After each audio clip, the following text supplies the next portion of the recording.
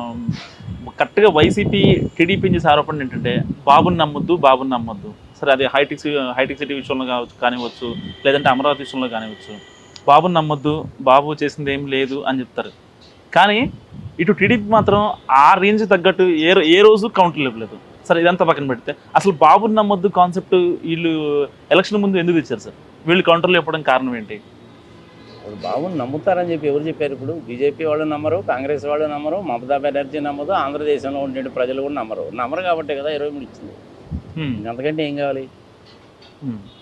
ప్రజలు చాలా విఘ్నులు. What is what, who is who అనేటువంటిది వాళ్ళకి బాగా తెలుసు. నేను హైటెక్ సిటీ కట్టాను, హైదరాబాద్ అంతా నా వల్లే డెవలప్ అయింది, అది అయింది, ఇదైంది అని ఈయన ఎంత చేడు డబ్బా కొట్టుకున్నా కానీ, అమరావతి నవనగరాలు అది ఇది అని ఎంత చేడు చెప్పినా కానీ 23 ఇచ్చారుగా. ఎందుకు ఇచ్చారు? నమ్మకం లేదు కాబట్టి. అసలు అమరావతి లాంటి దాన్ని ఎవడన్నా టేకప్ చేస్తాడా? బుద్ధి జ్ఞానం ఉన్నాడు ఎవడన్నా చేస్తాడా? ఎవడు చేయడే పని. శివరామకృష్ణన్ గారి కంటే ఈయనేమన్నా తెలియగలడా? కాదు కదా. రవి కంటే ఈయనేమన్నా తెలియగలడా? మన్మోహన్ సింగ్ కంటే ఏమన్నా తెలియగలడా ఆయన? నేను ఎకనామిక్స్ చదువుకున్నాను అదే పని డబ్బా కొట్టుకుంటాడు. కానీ అన్ని పచ్చి అబద్ధాలు చెప్తాడు. అమరావతిలో ఒలింపిక్స్ పెట్టేస్తాను, గెలిచిన ఇంటి వాళ్ళకి నోబెల్ ప్రైజ్ ఇస్తానంటాడు. ఎంత హాస్యాస్పదంగా ఉంటుంది చెప్పు. ఒలింపిక్స్లో నోబెల్ ప్రైజ్ ఇస్తారా మనోజ్? నేను ఫ్రీ అండ్ ఫ్రాంక్గా మాట్లాడుతున్నాను.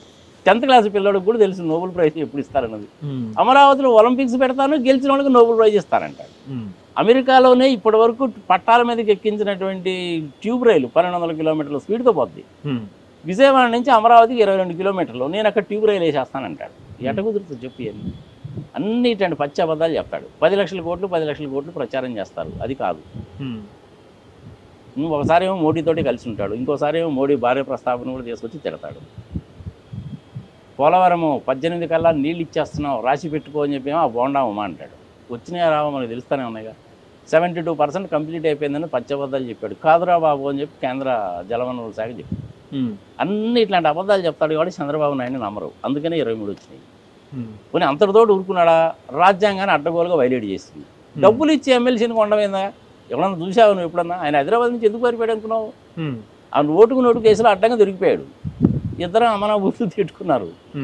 గవర్నర్ మధ్యలో బ్రోకర్ పని చేశాడు కాబట్టి ఈయన బతికిపోయాడు చంద్రబాబు నాయుడు. లేకపోతే గవర్నర్ కానీ గట్టిగా కానీ యాక్షన్ కానీ తీసుకున్నాడు చంద్రబాబు నాయుడు అప్పుడే జైలుకి వెళ్ళాడు. ఇప్పుడు దాకేంది? కళ్ళకెదురుగా కనపడతానే ఉందిగా. వైఎస్ఆర్సీపీలో గెలిచిన వాడు 23 మందిని తీసేసుకుంటే నువ్వు, అది రాజ్యాంగ విరుద్ధం. 4గురికి మినిస్ట్రీ ఇస్తవి, అది రాజ్యాంగ విరుద్ధం. ఈ పనులన్నీ చేయించింది ఎవరైనా అంటే గవర్నరు. అంటే నువ్వు గవర్నర్ని మేనేజ్ చేసావని చెప్పి అనుకోవాలిగా. అన్నీ ఇట్లాంటి పనులేనా చేసేది చెప్పు? అన్ని తప్పుడు పనులు చేస్తే ఎట్లా చెప్పు? నువ్వు 10 పనులు చేసావు, 9 మంచి పనులు చేసావు, ఒకటి పనికి మాలిన పని చేస్తే ఏదో స్వార్థం కోసం చేసాడావా అనుకోవచ్చు. అన్ని పనులు అట్నే చేస్తే ఎట్టను? 600 వాగ్దానాలు ఇచ్చానన్నావు, ఇప్పుడేమో వెబ్సైట్లో నుంచి తీసేసావు. రైతు రుణమాఫీ చేస్తా అన్నావు, చేయలేదు. డ్వాక్రా రుణమాఫీ అన్నావు, చేయలేదు. విద్య పట్టించుకోలేదు, హాస్పిటల్స్ పట్టించుకోలేదు, రోడ్లు నాసిరకం రోడ్లు వేసావు, అయ్యేమో సంగనాగిపోయింది.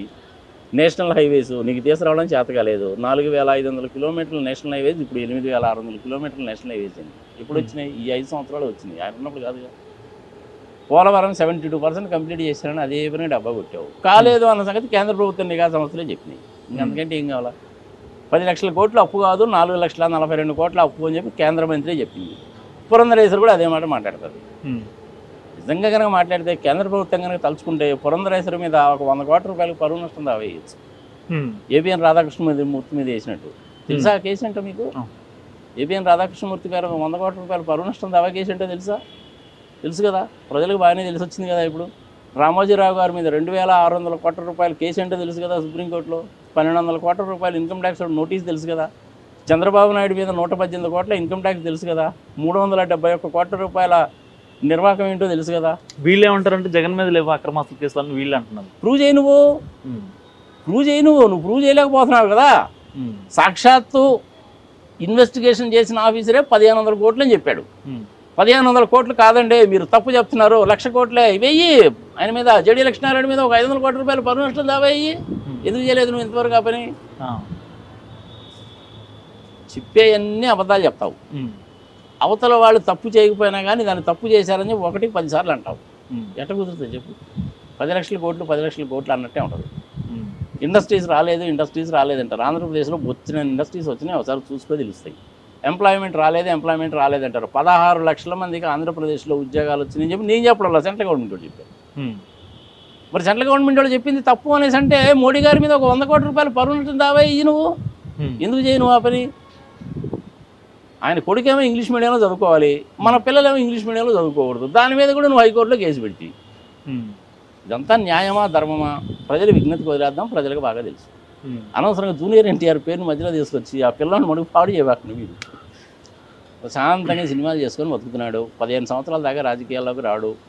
పార్టీ వాళ్ళు డొనేషన్ అడిగితే ఎవరు అడిగినా కానీ ఇస్తాడు. పార్టీ మీటింగ్స్లో కూడా పాల్గొండు. పార్టీ మీటింగ్స్లో పాల్గొనేవాడు కనుక అయినట్లయితే మొన్న ఛత్తీస్గఢ్లో మధ్యప్రదేశ్లో జరిగినప్పుడు బీజేపీ వాళ్ళు తీసుకెళ్లేవాళ్ళగా మరి